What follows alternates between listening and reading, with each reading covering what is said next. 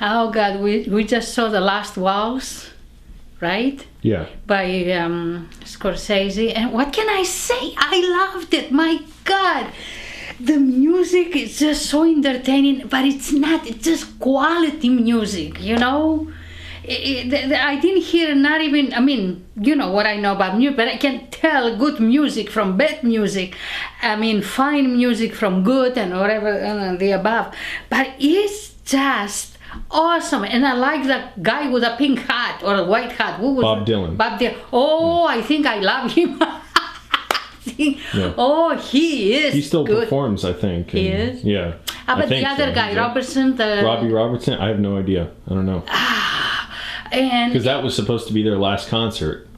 So, because that's what they call the Last Waltz. They were kind of done with touring after 16 years or so, but I don't know what happened. Yeah, after he that. said 16 years. Yeah, but maybe they came back. Maybe I don't even know. But it was so good. I mean, the whole movie is so good. Please watch it. I mean, it makes me, let's say makes you feel good just watching it. Just, you know, it gives you, good feeling, you know? I mean, I can have this 24/7 and do my laundry and wash my dishes and clean my house and have this music on, and I won't feel like I'm working.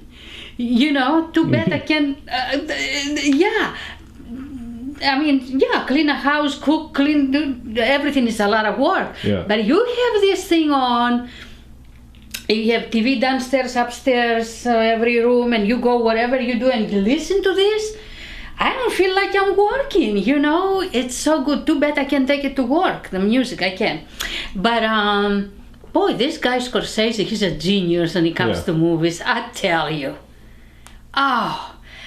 He's done other documentaries, too. He actually likes, and some he narrates, too. The thing is, you don't hear not even one wrong note. Well, that's partly because they sort of edited the sound after the movie. A live performance, there's a lot of things that aren't going to be perfect. Yeah. You know, especially either the performers or with the recording itself. It's not always perfectly balanced. So they did clean that up. And also, I read that Neil Diamond supposedly had cocaine in his nose. You could still see, and they had to draw it out frame by frame. I thought maybe I still saw some, but I don't know if I was looking. I saw it because I was looking for it. But the saxophone, oh God, it was like golden sounds, because dripping gold, you know. The guitars, just so. It gives you good feeling just to be around this movie, you know, watching it, and it's so entertaining. Just I urge you to watch this. It's so awesome, you know. What else can you say? My God, I don't fall asleep, I don't yawn. You know, it's just so pleasant, entertaining, and quality movie. My God. But the guy with the hat, it stole my heart and my mind. Oh, I like him. He is a character, you know?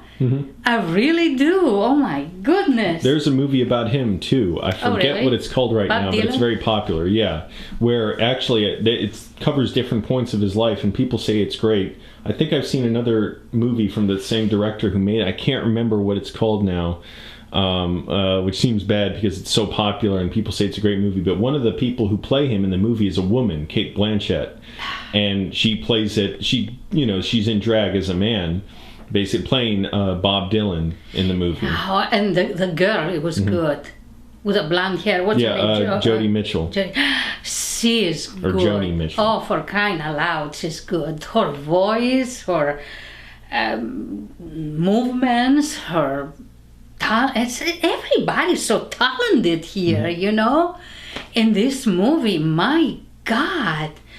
And thanks for, you know, you brought it here to watch it, but also I want to say the movie we watched last night, The Last Temptation of Christ, honest to God, even though it was short budget and whatever they cut down, whatever, but it was the most quality acting and made movie I've seen. That was really great. I still feel it in me. And the guy who played Willem Jesus. Dafoe. Yeah. I don't even know how he can look at you in your eye and you can get it. You feel it. I mean, it's so good. It gives me just... That was incredible. Yeah, that was incredible. I wanted to see it for a while, and I'm glad I finally did, because it's still, I can feel it in me. And stop talking over me. Yeah. And I wanted to see it again, too, because it was so much to take in, and I didn't know where it was going to go, because I already know it's not the Bible story. It's very different from that, even though it's sort of the same idea of God who's fully man and has the weaknesses of a man, but it takes it further than sort of the very short story, basically, in the Bible. Okay, but it just... his eyes, just looking at you, and you feel it, man. You feel it. The expression on his face, on his everything. Yeah, very few actors go that expressive with their bodies. Nicolas Cage is one. It'd be interesting to see him play Jesus. Jesus? Like that. Yeah. Hey, that'd be good. Funny. Well, anyway. I thought the way Scorsese shot the concert was very good. There was a lot of movement and energy. And that's a big challenge back then on film, because every 10 minutes the film rolls out of the camera and they have to reload the film, another stock of film. And so he was on the radio, and you can see him in the background sometimes giving direction. There's 7 cinematographers, and I think they had 10 cameras going, and at certain parts the camera's on a crane and it's going left and right and back. And on one song in particular, The Wait, it was very coordinated. They had the 3 female singers, and I think there was 1 male singer or 2 with them on the right, and the camera would go back and forth, and it was on a crane. That's very complex, and you only get 1 shot of doing it if you're doing it on a live show. But Scorsese gives it so much energy rather than just pointing the camera at the stage. And I liked how low-key the interviews were shot, though, because they didn't try and be too dramatic or revealing. It was just kind of getting a feel for who the band members were while the camera was rolling. It's such a quality movie. It's so good. It's just, my God. But this guy, Bob Dylan, I don't know. He's so good. He's very popular. And I pretty sure he's still recording albums and making music. Wow. And that was almost 40 years ago movie. Gosh. Okay. Well, what can I say? It's just... What was that? Oh, the floor was creaking. Well, anyway, oh my goodness. Oh, these 2 movies, last night, the Last Temptation of Christ. I gotta see tonight. The Last Temptation again. That was so We good. will. We can see it again. Yeah. We can see it next. Well, I don't know, but next week. But week tent after. On fire in his backyard. Oh my gosh. Okay. All right. Well, so anyway, Last that was. Waltz, I'm pleased. I'm very pleased. Strongly recommend it. Yeah. Oh, and Scorsese's so versatile in his what he directs. He did. Yeah. We saw his movie about Jesus, and now we saw about 10 years earlier he made The Last Waltz. I extremely recommend you watch both movies. At the time he was doing a lot of drugs too when he made The Last Waltz. Yeah, that's when he was in the middle of, after Taxi Driver came out, he had a lot of fame and power, I guess, but he was still struggling in many ways. You got to keep proving yourself. And, the studio structure of movies kept changing. And, he was doing a lot of cocaine at the time. Well, thank God he's okay now. A lot of filmmakers, a lot of people in general didn't survive that. Wow. They talked about one guy in the movie, I don't know, one musician who played with them. He kept spitting up blood when they were just playing drunk. And then a few months later, he died. Oh, gosh. Well, anyway, let's finish with this note.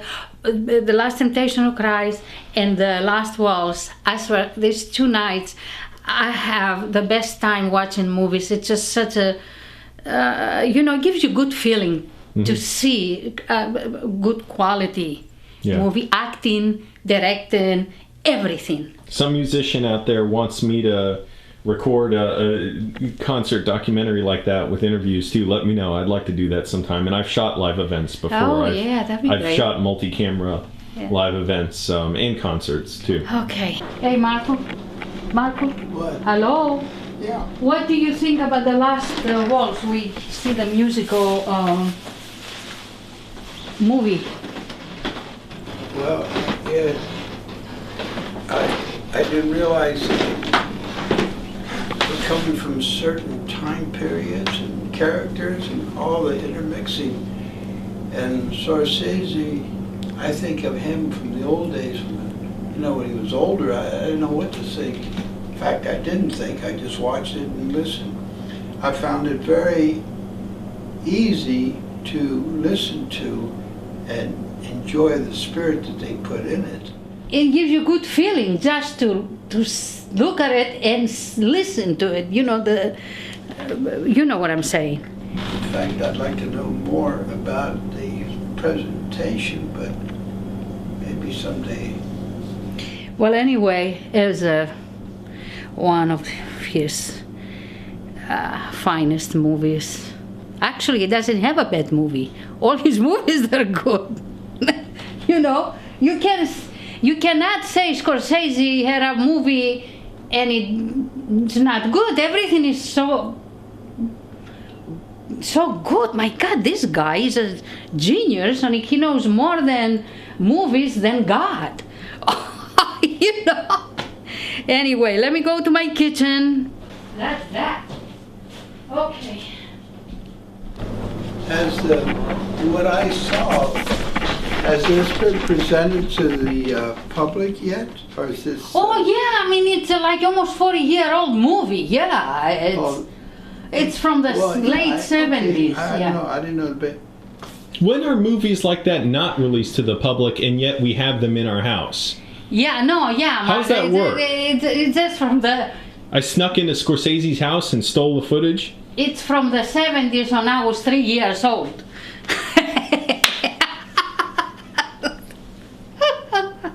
Oh my gosh.